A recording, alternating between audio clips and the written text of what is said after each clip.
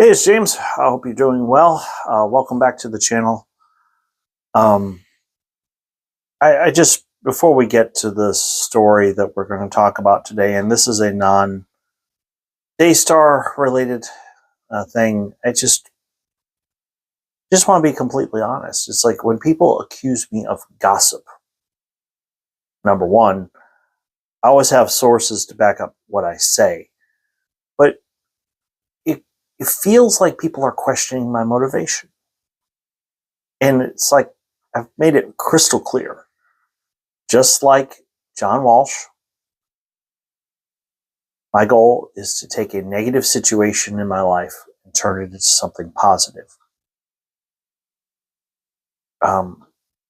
If we don't speak up, if we don't say something when abuse, assault, then people are going to continue to be victims of SA. And it's got to stop. It starts with us. It starts with people that say, why are you spending so much time, Pastor, with women in the congregation behind closed doors? Why are you, youth leader, spending so much time with this particular youth? Why are you spending any time with any youth outside of the church walls? Why are you... Yeah.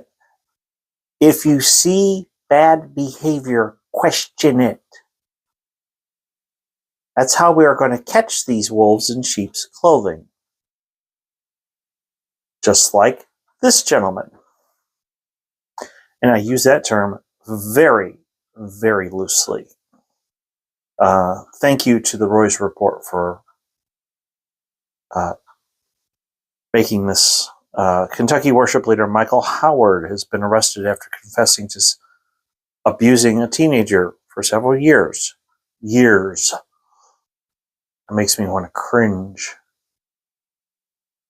It says here,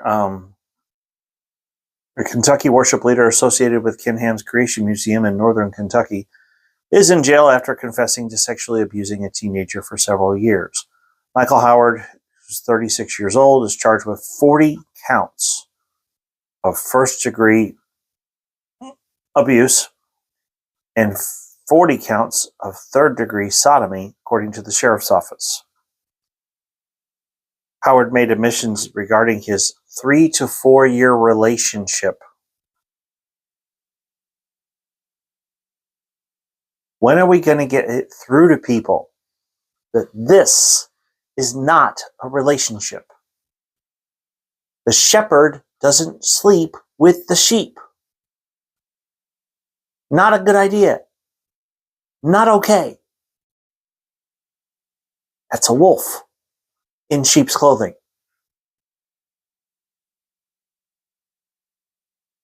Howard made admissions regarding his 3 to 4 year relationship. The sheriff's office said he's accused of abusing the male for 4 years, beginning in 2019 when the alleged victim was 15 years old. 15 years old. Howard is listed on social media as a part of TrueSong, the resident artist of the Creation Museum and Ark Encounter. Let me skip that one.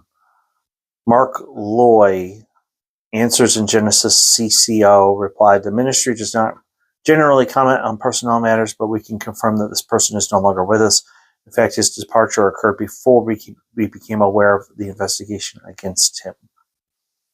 Loy continued to respect the privacy of those involved, and because this is a matter currently under investigation, we are not in a position to comment further, other than to ask for the prayers of all the individuals involved, especially the possible victims.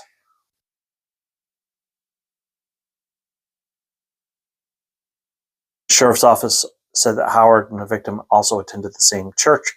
Social media sites show Howard attended Florence Baptist Church in Burlington, Kentucky, where he served on the worship team. When contacted and asked if Howard was still affiliated with the church worship team, church officials declined to comment. However, Howard's name has been removed from the church website. So, thank you to Sheila Stodsgill for the hard work that you did to make this story available.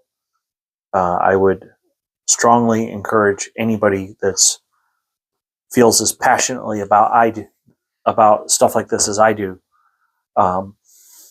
Please go to julieroyce.com. Please support what the Royce Report does. I believe that Julie is a kindred spirit. I believe that she truly does want to see the church clean house. And that's what we must do. There are people behind the pulpit that should not be behind the pulpit. Of course, the Bible says in Matthew 7, you will know them by their fruit. So, somebody wants to accuse me of gossip. Number one, I showed you my source. Number two, my goal is to help eliminate abuse.